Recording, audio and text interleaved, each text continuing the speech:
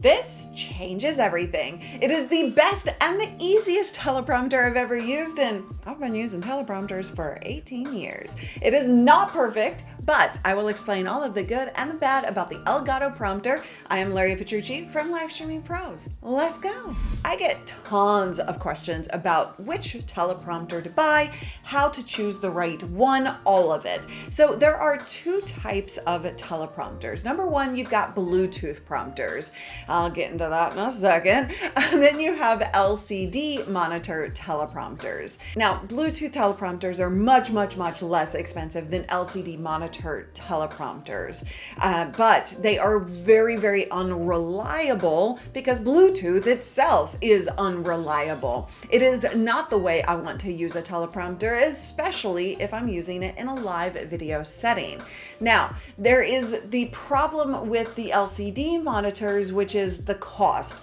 I personally use Ecamm Prompter and Prompter People in my own studio, and we're looking at a cost of about $799 to $1,200 for an LCD monitor, and most people do not want to pay that. So with the Elgato Prompter, which is LCD, coming in at $279, while it's not perfect by any means, it is ease of use. It's the price point. It's got to be the best budget teleprompter on the market, and I would choose this prompter over any Bluetooth prompter out there any day of the week. The benefit of any LCD teleprompter over Bluetooth is they have so much more capability and they are so much more reliable. Now, an LCD monitor serves as an additional monitor to your computer setup. It is literally just an extended monitor. So you can drag anything you want to it, meaning a Zoom window for your Zoom conversations and meetings. So you're looking people in the eye as opposed to looking way down over here and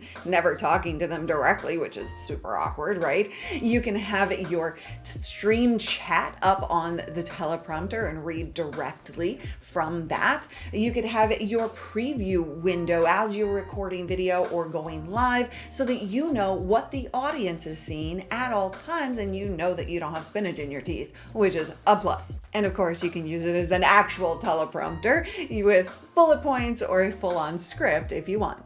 Specifically with the Elgato Prompter, because there are no buttons, there are no options, the ease of use means that it just is supposed to work. Now, the image is automatically flipped, which is great because on a normal professional teleprompter, you have to actually do that manually using the buttons on the prompter itself. Now, the con of it is that it doesn't actually snap windows automatically to resize for the screen size as other prompters tend to, so there's a little bit of a hassle there, but not too bad.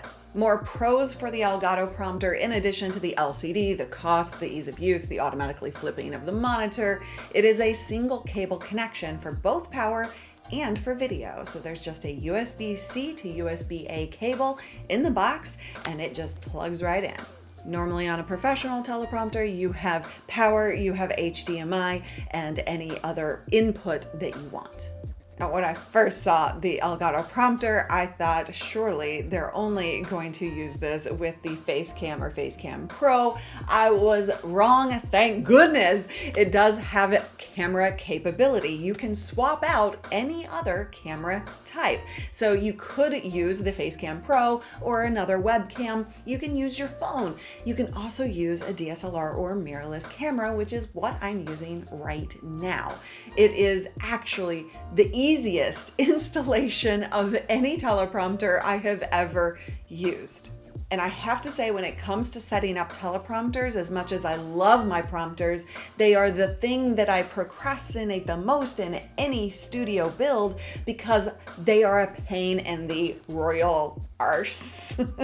And another problem with a lot of the prompters on the market is the viewing angle. If you use a 16mm lens like I am right now, it is usually a problem that you have to actually zoom the camera lens in order to not get a vignette where the lens is seeing some of the prompter itself around the edges.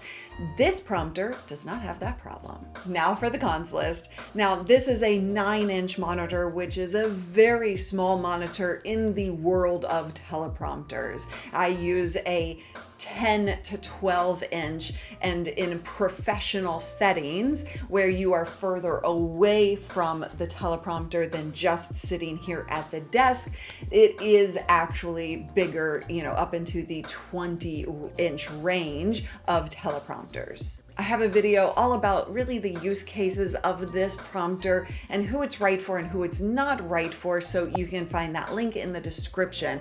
But at a 9-inch monitor, it is really used for sitting at your desk and not standing too far away. The resolution of the monitor is 1024 by 600, and honestly, I was like, oh, it's gonna be crap. And I have zero complaints. I can read text on it. I can see my Zoom windows very, very clearly. It is actually a really great quality teleprompter monitor. Like I said, the mounting and the setup is actually very, very easy, but keep in mind, and this is why it's on the cons list for some people, it is targeted at simple setups. It is very much the Apple way of no choices. It just is as it is. And so that can be a con for some. But if you just want ease of use, this is actually a pro.